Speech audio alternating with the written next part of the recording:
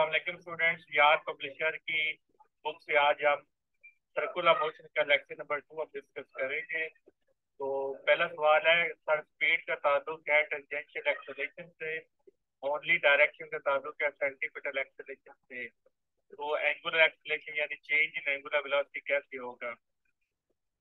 देखिए, हमने पढ़ा था कि जो हमारी कांस्टेंट हॉरिजॉन्टल मोशन थी ना समीना, कांस्टेंट हॉरिजॉन्टल मोशन, उसमें हमारे पास सिर्फ और सिर्फ सेंट्रीपिटल एक्सेलरेशन आता है।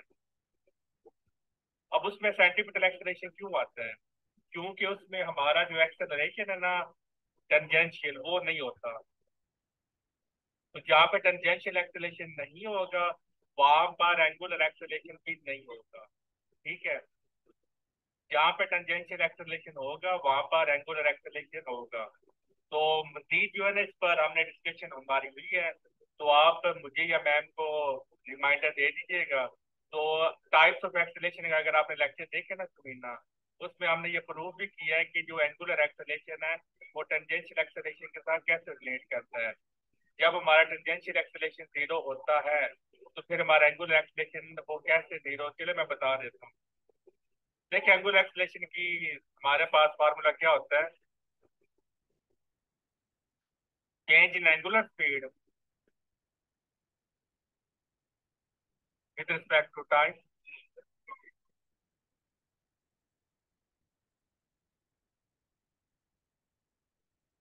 टेंजेंशियल एक्सेलरेशन क्या होता है?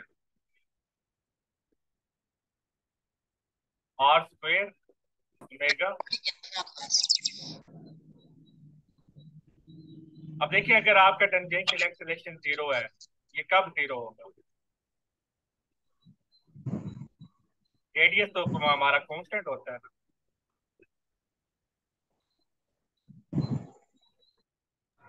Sir v is equal to R omega अगर लगाएंगे तो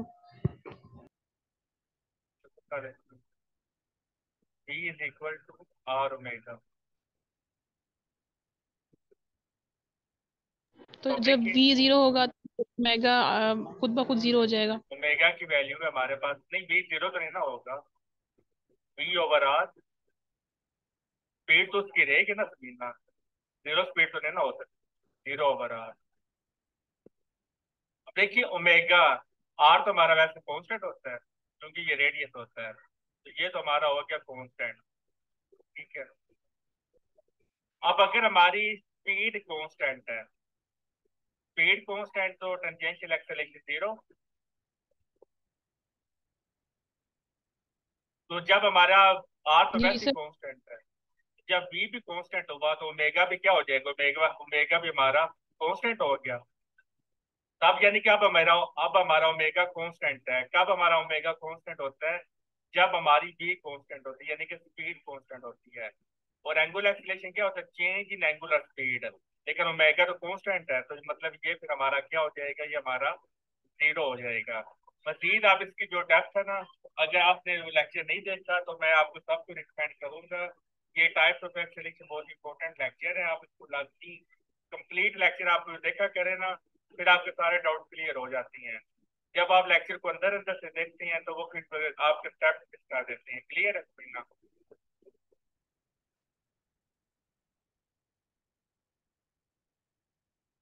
इतना क्लियर है? जी सर। तो ये हम कल पढ़ रहे थे कि जब हमारी स्पीड चेंज होगी तो टेंजेंशियल एक्सेलरेशन आएगा। जब हमारी स्पीड चेंज होगी फिर एंगुलर एक्सेलरेशन भी आएगा, क्योंकि एंगुलर एक्सेलरेशन रिलेट करता है एंगुलर वेलोसिटी के साथ। और एंगुलर वेलोसिटी किसके साथ रिलेट करती है? वो लीनियर स्पीड के साथ, यानी कि टेंजेंशियल स्पीड के साथ रिलेट करती है। अब ये एमसीक्यू है आपका। Tangential acceleration, centripetal acceleration and angular acceleration are always mutually perpendicular. इनकी डायरेक्शन हमेशा परपेंडिकुलर ही होगी, ये उन्होंने दिखाया भी हुआ है। सेंट्रीपिटल एक्सेलरेशन की direction towards the centre.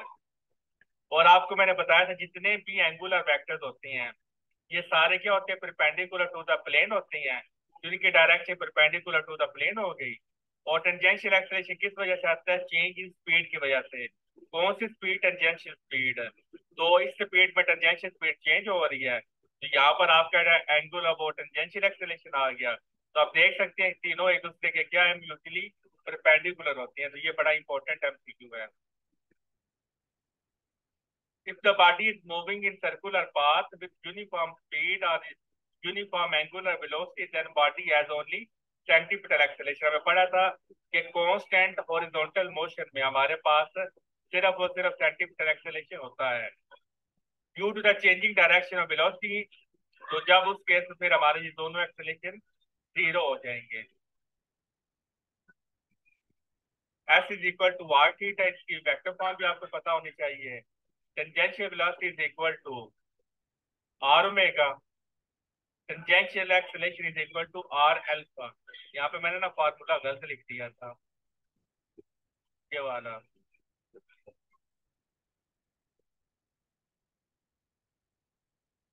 Sir v is equal to omega cross r होता है। यहाँ जो ओमेगा ये सीधा theta cross R, omega cross, ये सारे पहले आएंगे। अल्फा क्रॉस आर होता है, आर क्रॉस अल्फा नहीं होता। तो यहाँ पर गलत लिखी हो, मैं इसको ठीक कर ले, ठीक है। क्योंकि टेंजेंशियल वी टी होता है ओमेगा क्रॉस आर और अल्फा क्रॉस आर होता है। ये सारे दूसरे के क्या होते हैं, परपेंडिकुलर होते हैं। थोड़ी बहुत मिस्टेक्स हैं, 0.1% ही है इसमें, बाकी ठीक है। For rotating rigid body, rigid body क्या होती है?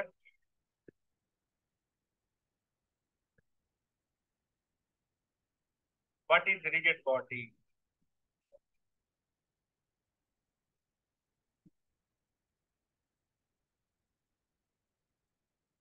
किसी सर को जिसमें डिफरेंट पॉइंट और डिस्टेंस है वो मेंटेन रहे, चेंज ना हो, उसे रिजिड बॉडी कहते हैं। जब आप फोर्स अप्लाई करें तो दो पॉइंट के दरमियान जो डिस्टेंस है वो कांस्टेंट रहना चाहिए, वो चेंज नहीं होना चाहिए। तो क्या परफेक्टली रिजिड बॉडी एग्जिस्ट करती है? No sir. तो परफेक्टली रिजिड बॉडी एग्जिस्ट नहीं करती।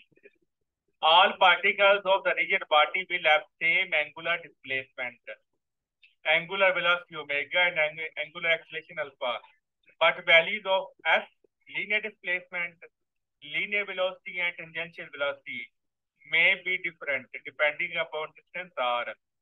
वो कह रहा है कि रिजिड बॉडी के लिए बाकी तो सारा कुछ सेम होगा, लेकिन जो एस है ये चेंज होगा, टी चेंज होगा और आर चेंज होगा, क्योंकि ये डिपेंड किस पर करते हैं, ये रेडियस पे डिपेंड करती हैं। यहाँ पर देख लें, आर इसमें भी रेडियस आर है, इसमें भी रेडियस आर है, इसमें भी रेडियस आर है।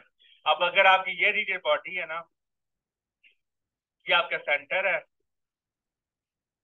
अब देखिए यहाँ पर जो आपके पॉइंट्स हैं, तो उनका रेडियस कुछ और है, यहाँ पर रेडियस कुछ और है, यहाँ पर रेडियस कुछ और है। तो ये उनके वैल्यूज डिफरेंट होंगे और बाकी सारे क्या रहेंगे, कांस्टेंट रहेंगे। कल ये समझ नहीं आई कि एंगुलर डिस्प्लेसमेंट यूनिट क्यों होता है जब इसका डायमेंशन नहीं होता। इसका आंसर तो दे दीजिए, एंगुलर डिस्प्लेसमेंट यूनिट क्यों होता है। अहमद, मैंने आपको बोला था कि इस पर हमारा लेक्चर हो चुके हैं, तो आपने रिमाइंडर दीजिएगा तो आपको रिकॉर्ड लेक्चर सेंड कर दिया जाएगा, ठीक है।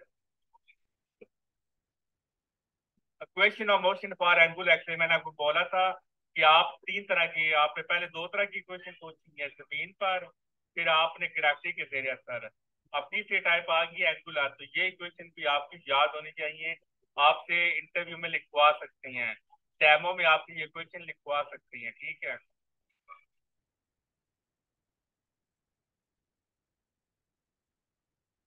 दीज क्वेश्चन और इनकी लिमिटेशन क्या है, वो इसकी लिमिटेशन है, वहां पर क्या होता था, आपका टेंजेंशियल एक्सेलरेशन यूनिफॉर्म होना चाहिए था लीनियर इक्वेशन के लिए, और यहाँ पर आपका क्या होना चाहिए, एंगुलर एक्सेलरेशन आपका कांस्टेंट होना चाहिए। Axle rotation does not change. तो अगर आपका जो एक्सल रोटेशन है सेम, अगर आप जो स्टडी कर रहे हैं उसके लिए आपका एक्सल रोटेशन क्या होना चाहिए, सेम होना चाहिए। ये ना हो कि एक बॉडी के लिए एक्सल, जैसे यहाँ पर देख रहे हैं, ये सारे जो बॉडीज हैं, पार्टिकल्स हैं, इन सारों का एक्सेस रोटेशन एक है, ये वाला पॉइंट है, ठीक है। तो ये चेंज नहीं होना चाहिए। तो तब आप इन क्वेश्चन को, वो मतलब तब तक ये क्वेश्चन वैलिड है, अदरवाइज ये क्वेश्चन वैलिड नहीं रहेंगी।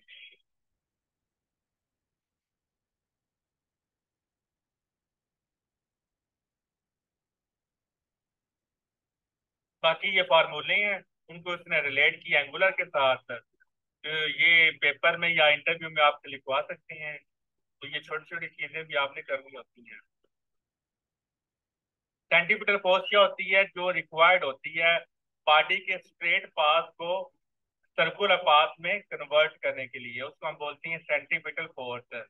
और आप जब भी आप स्ट्रेट पाथ है ना, इस पर आप 90 डिग्री पर फोर्स अप्लाई करें तो उसका पाथ क्या हो जाएगा? बेंड हो जाएगा।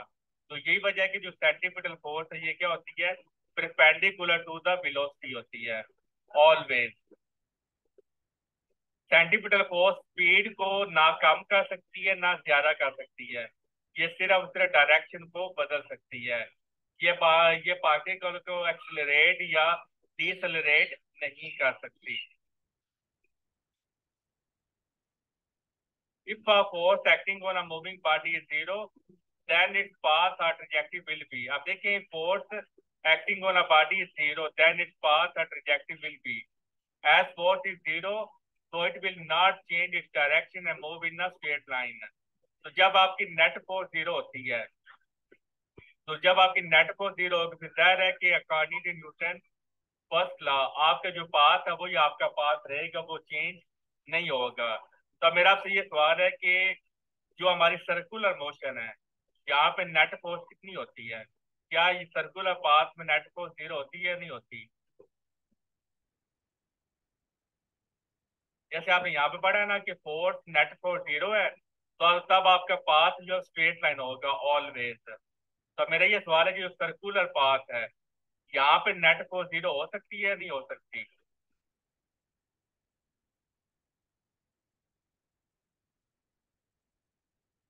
सर नहीं हो सकती। जी सर। सर जब फोर्स जीरो हो जाएगी तो फिर बेंड होना खत्म हो जाएगा ना, बॉडी बेंड नहीं करेगी। बॉडी वो है वो फोर्स की वजह से ही तो बेंड हो रही है। हाँ जी, सर्कुलर मोशन में कभी भी आपकी नेट फोर्स जीरो नहीं हो सकती। इसलिए हम सर्कुलर मोशन को हम क्या बोलते हैं? एक्सिलरेटेड मोशन बोलते हैं। यहाँ पे लाजमी फोर्स का होना जरूरी है। अगर फोर्स नहीं होगी तो तब आपका जो है वो सर्कुलर पाथ हासिल नहीं हो सकता, क्योंकि आपका एवरी मोमेंट, आपका जो एनर्जी है वो स्ट्रेट लाइन में जाना चाह रहा है। तो इस स्टेट जो आपके जो इनर्जी है वो स्ट्रेट लाइन में जाना चाहता है, लेकिन आप अप्लाई करते हैं फोर्स, तो तब आप इसको मजबूर करते हैं कि तुम सर्कुलर पाथ में जाओ। तो जैसे ही आप सर्कुलर फोर्स देना बंद कर देते हैं, यानी कि सेंटीमीटर फोर्स देना बंद कर देते हैं, तो बॉडी हमेशा क्या करता है? Long that agent straight line में फॉल करता है। तो ये सवाल आया है कि सेंटीमीटर फोर्स का पेयर किसके साथ बन रहा होता है। अब देखिए जो तानिया, जब हम तो क्वेश्चन को सॉल्व करते हैं ना, अब चूंकि हमने यहाँ पर ये हाइलाइटेड रेसलिंग क्लिनिक अगर आपने लेक्चर लिया है ना, वहां पर हमने डिस्कस किया था कि एक ही सिनेरियो दो डिफरेंट ऑब्जर्वर के लिए डिफरेंट होता है। तो इसलिए कंटिन्यूटी को बढ़ाने के लिए, मैथमेटिक्स को आसान बनाने के लिए, या न्यूटन लॉज को सर्कुलर मोशन में वैलिड करवाने के लिए हम सेंट्रीफ्यूगल फोर्स का सहारा लेते हैं। हालांकि ये है तो सीड ऑफ फोर्स, नकली फोर्स है, लेकिन इसके बावजूद हम सेंट्रीफ्यूगल फोर्स को पढ़ते हैं। क्यों पढ़ते हैं? ताकि हमारे जो न्यूटन लॉज हैं वो सर्कुलर मोशन में अप्लाई हो जाएं और हमारी जो कैलकुलेशन है वो आसान हो जाए। तो इसलिए आप सेंटीमीटर फोर्स का मैथमेटिक्स में जो पेयर है वो आप इसके साथ बनाते हैं, सेंट्रीफ्यूगल फोर्स के साथ। मैथमेटिक्स में आप ये कहते हैं कि जी सेंटीमीटर फोर्स अगर इस डायरेक्शन में एक्ट कर रही है तो रिएक्शन के फोर्स में ये एक्ट करेगी, यानी कि सेंट्रीफ्यूगल फोर्स एक्ट करेगी। जितनी सेंटीमीटर फोर्स होती है उसकी उतनी ही मैग्नीट्यूड वो सेंट्रीफ्यूगल फोर्स की भी होती है, लेकिन जो डायरेक्शन है वो ऑपोजिट होती है। तो इसलिए आप इसको कह सकते हैं। क्लियर है Tania?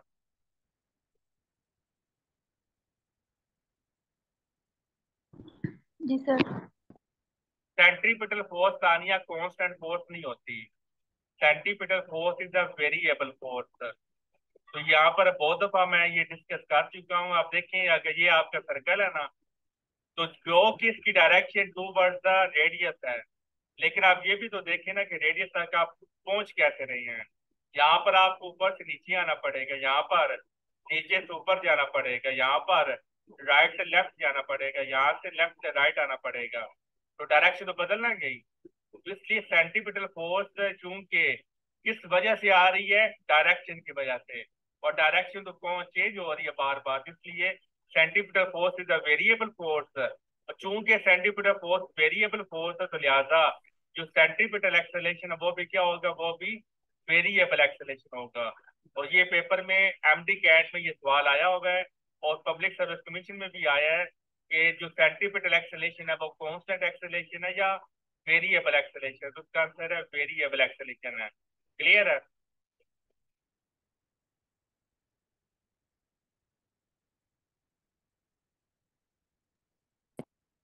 Centripetal force is required force provided some agent, कोई ना कोई एक्सटर्नल एजेंट होता है जो वो प्रोवाइड करता है to bend the body circular path. Direction of centripetal sir force is Sentry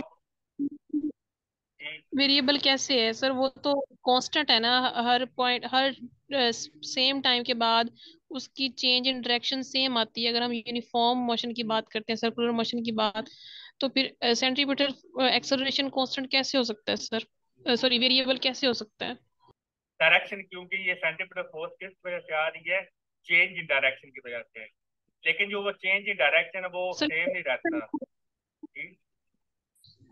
action sir circular motion में सेम इंटरवल्स के हिसाब से तो सेम ही आता है, मतलब फर्स्ट 5 सेकंड में उतना ही, सेकंड 5 सेकंड में उतना ही, अगर स्पीड हम कांस्टेंट रखे तो। वो तो आप एक्सेलेरेशन की रिलेट करती है ना, कि आप कहते हैं कि, लेकिन देखिए बात यह है कि वो तो आप बात करते हैं स्पीड की वजह से, कि हम कहते हैं कौन सा स्पीड कैसे होनी चाहिए। वो बात उसके रिलेटेड होती है कि आप वो चेंज इन मैग्नीट्यूड निकालते हैं, तो आप बोलते हैं कि हर टाइम इक्वल टाइम इंटरवल में बॉडी क्या कर रही है, इक्वल वो डिस्प्लेसमेंट कवर करती है, या इक्वल उसकी चेंज इन वेलोसिटी आती है। तो जो आपका रिजल्टेंट एक्सेलेरेशन होता है वो ये होता है। ये बात किसके लिए होती है? मैग्नीट्यूड के लिए। यहाँ पर वो डायरेक्शन सर मैं इन्वॉल्व बात है, कर यहाँ सर्कुलर पर तो मोशन में मैग्नीट्यूड इन्वॉल्व नहीं है। एक्सेलरेशन वेरिएबल कैसे हो सकता है सर? सर्कुलर मोशन में, यूनिफॉर्म सर्कुलर मोशन में कैसे एक्सेलरेशन वेरिएबल होगा? वही तो मैं आपसे बता रहा हूँ समीना, कि जो सेंटीमीटर एक्सेलरेशन, पहली बात ये जो आपने बात कही ना, ये रिलेट करती है मैग्नीट्यूड के साथ। ठीक है? सेंटीमीटर एक्सेलरेशन का मैग्नीट्यूड के साथ कोई ताल्लुक नहीं है, क्योंकि ये सिर्फ और सिर्फ ये वो चेंज इन डायरेक्शन की वजह से पैदा होता है। ये बात क्लियर है? फिर नेक्स्ट बात है कि जो भी आपकी जो कांस्टेंट फोर्स होती है उसकी डायरेक्शन सेम होनी चाहिए।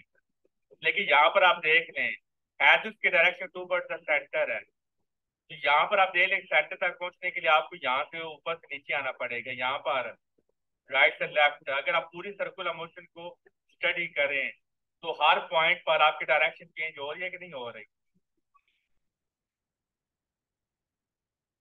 बताएं। जी सर, मीना, अगर तो सेम डायरेक्शन होती तो फिर तो उसमें कांस्टेंट होना था।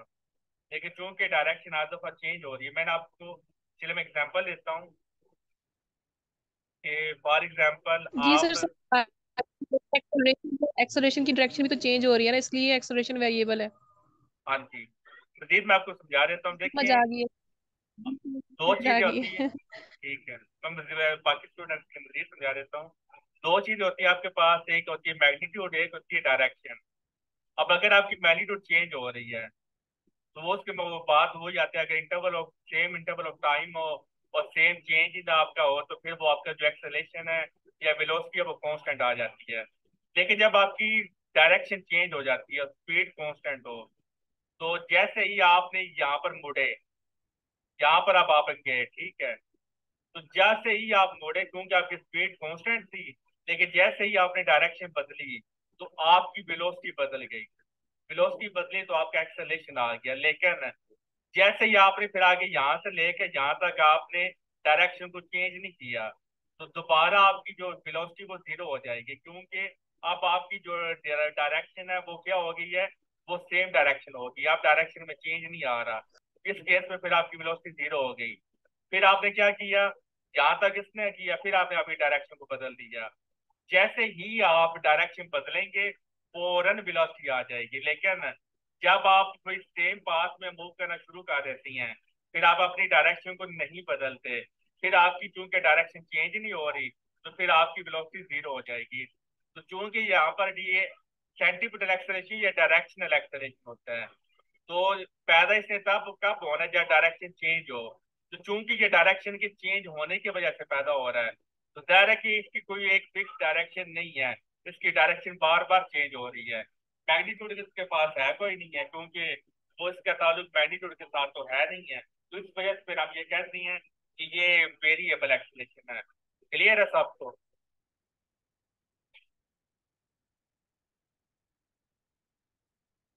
Direction of centripetal force is always directed.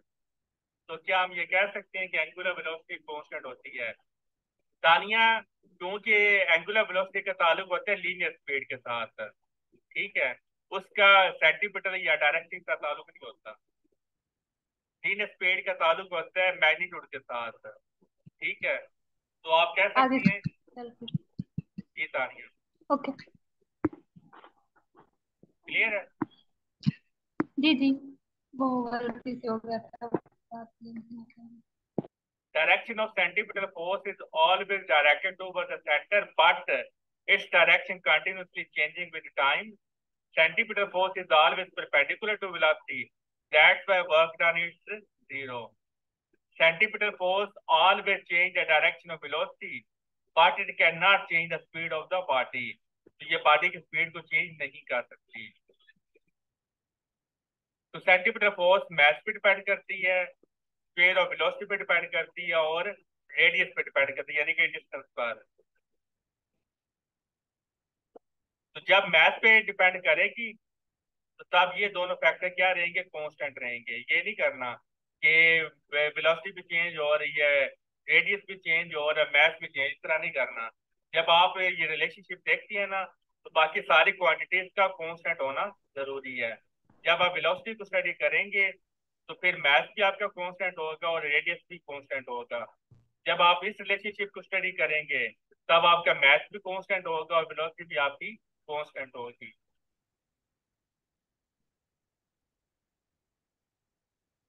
अच्छा, कोई बता सकता है कि ये फार्मूला हम कब यूज करते हैं? ये ऑर्बिटल स्पीड का फार्मूला है।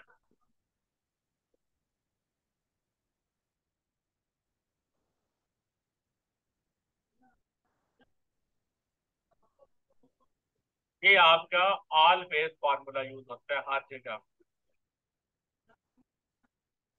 इसको आप अर्थ के लिए भी यूज कर सकते हैं, आसानी के लिए भी, हर जगह आपका ये फार्मूला यूज हो सकता है। तो ये आर क्या चीज होती है?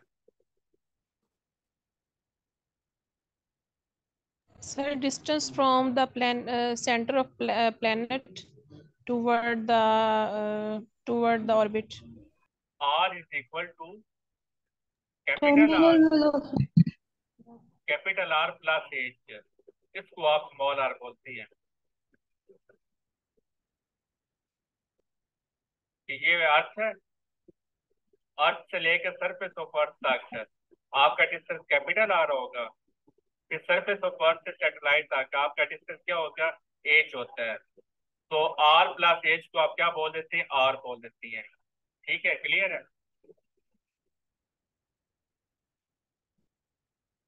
तो न्यूमेरिकल में सम टाइम आपको डायरेक्ट आर दे दिया जाता है। तो जब आपको डायरेक्ट आर दे दिया जाता है, इसका मतलब है वो उसने आर प्लस एच को सॉल्व करके आपको डायरेक्ट आर दे दी है। लेकिन सम टाइम वो आपसे बोलता है कि आप आर खुद मालूम करें। तो तब फिर आपको रेडियस की जरूरत पड़ती है और हाइट, आपको दोनों वैल्यू दी जाती हैं। फिर आप इनको सॉल्व करते हैं, फिर आपको ये स्मॉल आर मिलता है। उस स्मॉल आर को यहाँ पर आप पुट करेंगे, फिर आपको आंसर मिलेगा। लेकिन अगर आपको डायरेक्ट स्मॉल आर दे देता है तो फिर आपको, आपके लिए आसानी हो जाती है। अब देखिए, जब सैटेलाइट रिवॉल्व कर रही हैं सर्कुलर पाथ, इस केस में सेंटीमीटर फोर्स कौन दे रहा है? Gravitational force, force of gravity. Electron nucleus के रिवॉल्व कर रहा है, इस केस में सेंटीमीटर फोर्स कौन दे रहा है? इलेक्ट्रिक फोर्स दे रही है। जब आप स्टोन को इस तरह घुमाते हैं हॉरिजॉन्टल सर्कल में, तब आपको जो सेंटीमीटर फोर्स कौन दे रहा है? टेंशन की फोर्स आपको देती है। जब आप charge particle external magnetic field में आप मूव करवाती हैं, तो तब आपको कहाँ से वो फोर्स मिलती है? मैग्नेटिक फील्ड से मिलती है। तो आप देख लें कि एक सेंटीमीटर फोर्स बताते खुद कोई फोर्स नहीं है, बल्कि कोई और फोर्स होती है जो सेंटीमीटर फोर्स का रोल प्ले करती है। तो लेकिन फिर भी इसको आप शीट ऑफ फोर्स नहीं बोलते, बल्कि आप इसको रियल फोर्स ही बोलेंगे, क्योंकि ग्रेविटी फोर्स रियल फोर्स है, इलेक्ट्रिक फोर्स रियल फोर्स है। तो ये फार्मूले भी आपने याद रखने हैं, खास करके ये फार्मूला बहुत इंपॉर्टेंट है अमेरिकन के जो एमसीक्यू होते हैं उसके लिए। और अगर कार आपके सर्कुलर पाथ में रिवॉल्व कर, इस केस में ग्रेविटी कौन प्रोवाइड करे, सेंटीमीटर फोर्स कौन प्रोवाइड करेगा, फ्रिक्शन प्रोवाइड करेगी। ये सारे के सारे आपके एमसीक्यूज हैं। Banked tracks are needed for turns that are taken so quickly that friction alone cannot provide। अब देखिए जहां पर आप तेज स्पीड, अगर आपने जिनको वो चलाना आती है ना, तो आपको ये नसीहत की जाती है कि जब आपने मोड़ लेना है ना, तो आपने अपनी स्पीड को स्लो कर लेना है। अगर आप अपनी स्पीड को स्लो नहीं करेंगे तो जो आपको रिक्वायर्ड सेंटीमीटर फोर्स है वो आपको सिर्फ और सिर्फ जो फ्रिक्शन है वो प्रोवाइड नहीं कर पाती, क्योंकि आपकी स्पीड ज्यादा हो गई है। इस वजह से अगर आप जब भी मोड़ आता है, टर्न आता है, तो आप अपनी स्पीड को स्लो कर लें, तो फिर आप सेफ रहेंगे। लेकिन अगर आप तेजी से गुजरेंगे तो फिर आपका जो हादसा होने के वो चांस ज्यादा होती हैं। तो यही वजह है कि जो रोड होते हैं उसको पैक कर दिया जाता है जहाँ पर आपने टर्न लेना होता है। If force acting on a body is equal to required centimeter force, then body will move in a circular path। ये MCQ आ सकता है। If force acting on a body is greater than required centimeter force, then body will fall towards the center of the circle। कि आप देखिए आपने body को फेंका है, तो जितना रिक्वायर्ड सेंटीमीटर फोर्स चाहिए उतनी ही आपको देनी चाहिए, ना कम देनी है ना ज्यादा देनी है। कम देंगे तब भी नीचे फॉल कर जाएगा, और ज्यादा देंगे तब भी फॉल कर जाएगा। इसलिए आपने रिक्वायर्ड सेंटीमीटर फोर्स देंगे तभी बॉडी सर्कुलर पाथ को वो फॉलो करेगा, अदरवाइज वो क्या कर जाएगी, फॉल कर जाएगी। सर्कुलर पाथ के लिए सेंटीमीटर फोर्स का होना लाजमी है, लाजमी और मलजूम है। Instantaneous acceleration of the body moving in a circular path with uniform speed is always directed toward the center of the circle। It is known as the centripetal acceleration। जिसको आप क्या, इसका जो ये हमारा कौन सा एक्सेलेरेशन होता है, इंस्टेंटेनियस एक्सेलेरेशन होता है, एवरेज एक्सेलेरेशन नहीं होता। बाकी सारी बातें वही हैं जो फोर्स से रिलेटेड हैं। ये फार्मूले आपने करने हैं न्यूमेरिकल के लिए, इनको याद रखें, बार बार पढ़ते रहें।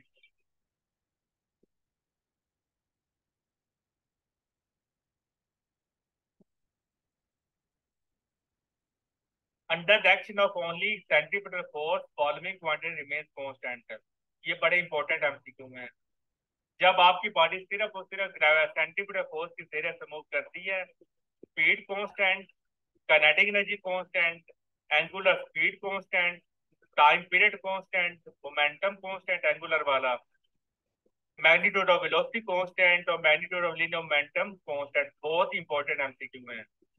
जब centimetre force under action of only centimeter force following quantity remains zero, work done zero, kinetic energy में change zero, tangential acceleration zero, angular acceleration zero, tangential force zero, ये सारे के सारे पैरामीटर जीरो होंगे।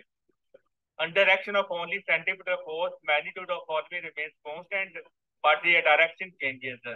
ये बहुत ही सारे इंपॉर्टेंट एमसीक्यू हैं, इनको आप अच्छी तरह से करें। सर हमें ये बुक मिल सकती है सॉफ्ट फॉर्म में, पर अगुल ये सेंड की है पेड ग्रुप में। जिनको चाहिए वो सीरियस ग्रुप में भी चले मैं कर दूंगा, ठीक है। Minimum velocity required to put a satellite in a circular orbit is called orbital velocity। ये फॉर्मूला आपने करना है।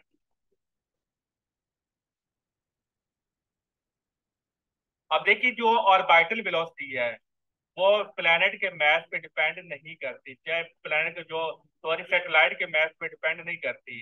वो किस पे डिपेंड करती है, सिर्फ और सिर्फ प्लेनेट के मास पे डिपेंड करती है। भाई मुल्ला ये आप ऑनलाइन ऑर्डर करके मंगवा सकती हैं, अदरवाइज शॉप होती हैं फेमस वाली, वहां से मिल जाती है। ये बुक जो है ना लिखी जिसने है वो भाई मुल्ला आप ही के जो प्रवीण है ना, तो खैबर पख्तूनख्वा, उन्हीं के टीचर ने ये लिखी है। तो मैं भी वहां पर शॉप में मौजूद हूँ, लेकिन ऑनलाइन भी आप ऑर्डर करवा सकती हैं, ठीक है। If satellite is revolving around the earth near its surface then is R is equal to capital R. अब अपनी एरिया में मालूम करें, क्योंकि जाहिर है खैबर पख्तूनख्वा के टीचर ने लिखी है तो वहां पर तो मिलती होगी शॉप से, पता करवा लीजिएगा, लेकिन वो ऑनलाइन भी आसानी से मिल जाती है। इसकी प्राइस है तकरीबन 1000-1200 है या होनी है इसकी। तो और बाइट स्पीड की वैल्यू कितनी होती है, मिनिमम वैल्यू 7.9 किलोमीटर पर सेकंड, और टाइम कितना लेते हैं 84 मिनट, ये मिनिमम टाइम है, इससे कम टाइम पॉसिबल नहीं है जमीन के गिर्द वो अपना चक्कर कंप्लीट करने के लिए, ठीक है। क्योंकि अगर इससे कम टाइम वो होगा तो वो सर्कुलर पाथ फॉलो नहीं करेगा बल्कि नीचे गिर जाएगा। Maximum height of satellite revolving around the earth is 400 kilometre, minimum 400 है। And 20 such satellite form GPS system, ये सारे आपके एमसीक्यूज हैं। अगर आपकी वेलोसिटी 2700 किलोमीटर से लेस देन है तो बॉडी फॉल कर जाएगी, अगर बराबर है तो सर्कुलर पाथ में जाएगी, अगर वो इससे ज्यादा हो गई है तो बॉडी इलेक्ट्रिकल पाथ में जाएगी, अगर वेलोसिटी स्केप वेलोसिटी के बराबर है तो ये सारी बातें आपने कर लेनी है।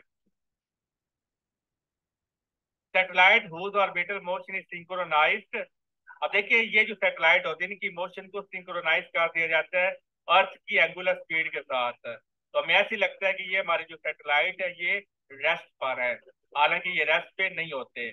और जियो स्टेशन सैटेलाइट प्रूफ है कि जमीन रिवॉल्व कर रही है, क्योंकि अगर जियो स्टेशन अगर ये जमीन रिवॉल्व ना करती होती तो ये सैटेलाइट ने क्या करना था, फॉर एग्जाम्पल डे टाइम है ना, तो यहाँ पर आपने एंटीना लगाया है, ठीक है, तो यहाँ से तो आपको सैटेलाइट क्या कर रहा है, आपको सिग्नल भेज रहा है और आप यहाँ पर अपनी मूवी देख रही हैं।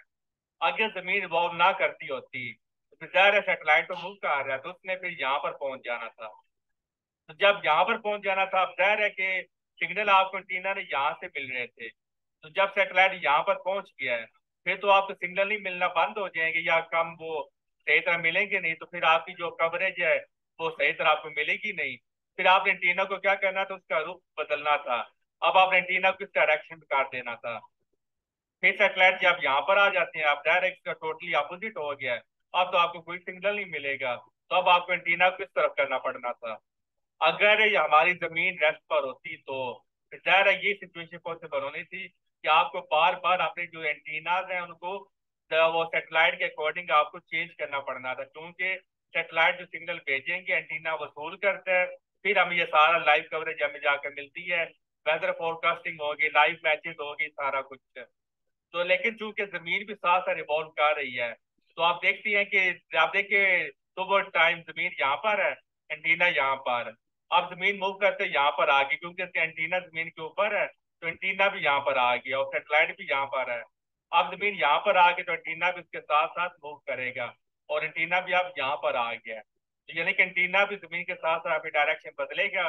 तो ये प्रूफ है कि हमारी जो जमीन है वो रेस्ट पे नहीं होती बल्कि वो सूर्य के रिवॉल्व कर रही है। क्लियर है ये पॉइंट, आप बच्चों को ये समझा सकते हैं कि जमीन बाकी रिवॉल्व करती है, जमीन रेस्ट पे नहीं होती। बाकी ये सारे एमसीक्यूज हैं। ये लेक्चर आज का खत्म हो गया, तो अब आपके जो है ना सैटरडे संडे आपका वैसे ही ऑफ होता है, मंडे चूंकि 14 अगस्त है तो वो भी आपका ऑफ होगा, तो आप इंशाल्लाह ताला 15 अगस्त यानी कि मंगल को मिलेंगे, ठीक है। और 3 दिन आपके पास बैच फ्री वालों के पास के 3 दिन के अंदर अंदर अगर आप उसका फाइल भेज देती हैं तो फिर वो ट्यूसडे को उसका लेक्चर हो जाएगा। अगर कोई स्टूडेंट वो नहीं क्वेश्चन फाइल भेजता फिर मंगल को आपके चैप्टर का क्विज लेकर फिर मैं नेक्स्ट चैप्टर स्टार्ट करवा दूंगा, ठीक है। तब आपसे मुलाकात होगी मंगल को, तो मंगल तक आपने अपने क्वेश्चन भेजने हैं, नहीं भेजेंगे तो अब मैं फिर नेक्स्ट चैप्टर स्टार्ट करवा दूंगा। मैंने आपका वेट नहीं करना कि बार बार तरले नहीं करने कि जी मुझे बार बार भेजें भेजें। अब एक दफे मैंने बोल दिया, ग्रुप में भी मैसेज कर देंगे, जिसने भेजने में भेज देंगे, नहीं भेजने तो ना भेजें, फिर हम नेक्स्ट चैप्टर स्टार्ट कर लेंगे, हमारा काम आसान हो जाएगा। और जो है ना बैच 2 के स्टूडेंट तो उनका फोर्स एंड मोशन के एमसीक्यूज आपको संडे तक मिल जाएंगे, पूरे जो सोल्यूशन है 66 एमसीक्यूज हैं वो आपको मिल जाएंगे, तो वो फिर हम इंशाल्लाह ताला मंगल से फिर